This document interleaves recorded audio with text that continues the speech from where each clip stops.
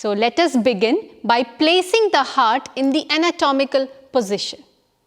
The specimen of the heart is now placed in the anatomical position on my hand. When we see the heart, we will be able to see the apex of the heart.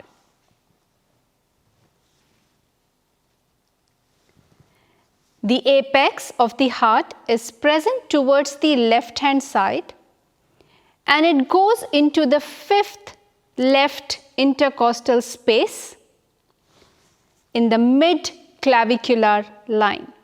As you can see over here, the base of the heart is formed by the left atrium and the right atrium.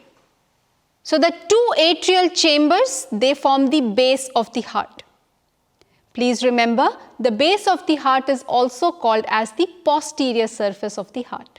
Now, since this sulcus is present on the sternocostal or the anterior surface of the heart, this is called as the anterior interventricular sulcus. The anterior interventricular sulcus contains an artery which you can see here, and this artery is called as the anterior interventricular artery. If we trace the anterior interventricular sulcus on the inferior surface of the heart,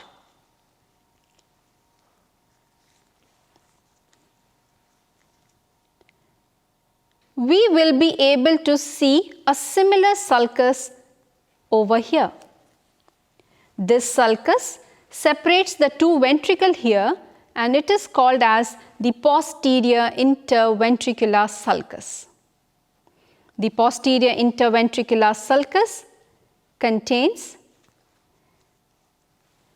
the posterior interventricular artery.